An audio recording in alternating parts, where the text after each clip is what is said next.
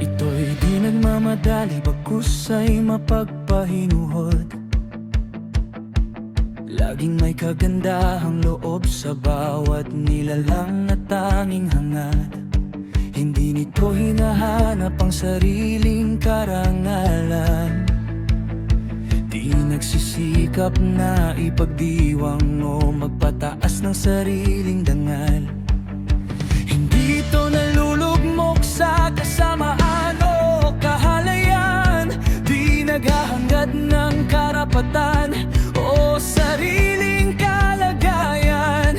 Hindi nagiging galit sa bawat pagkakamali.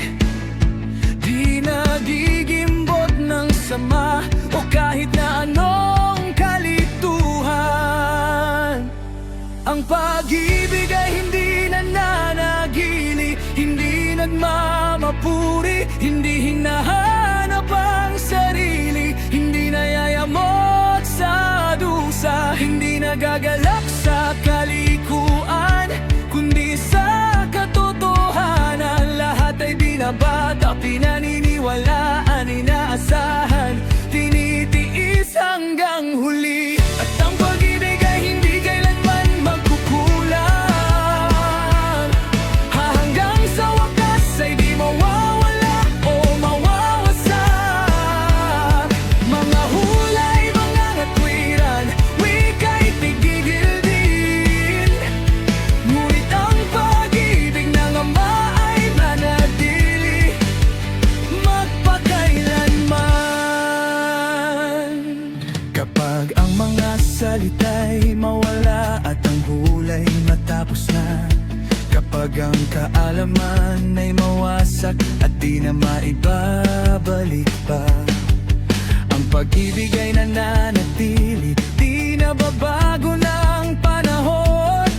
Ito'y pundasyon ng lahat, di matitinag sa bagyo o hangin. Ito'y tumatanggap ng lahat, walang pagkiling o pili. Naniniwala sa mabuti kahit pa mahirap paniwalaan. Inaasahan ang kabutihan kahit pa ang daan ay mahirap. Tinitiis ang lahat ng sakit hanggang sa wakas ng panahon.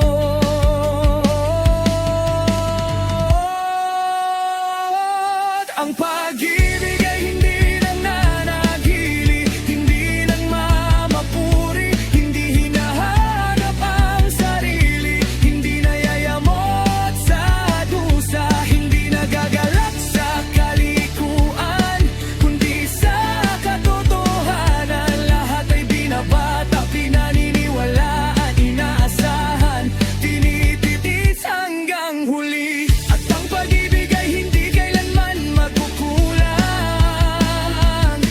Hanggang sa wakas ay di mawawala o mawawasak. Mga hulay, mga natwiran, wika'y tigil din. Ngunit ang pag-ibig ng Ama ay mananatili magpakailanman. Sa gitna ng kawalan at kalituhan ng daigdig, ang pag-ibig ng Ama ay siyang tanglaw na di mawawala. Ito'y huwaran ng lahat ng mabuti at kabutihan, isang pag-asa na di matitinag sa anumang hamon. Hayaang dalhin tayo ng pag-ibig na ito, maging huwaran ng ating mga kilos at salita. Dahil sa huli, tanging ang pag-ibig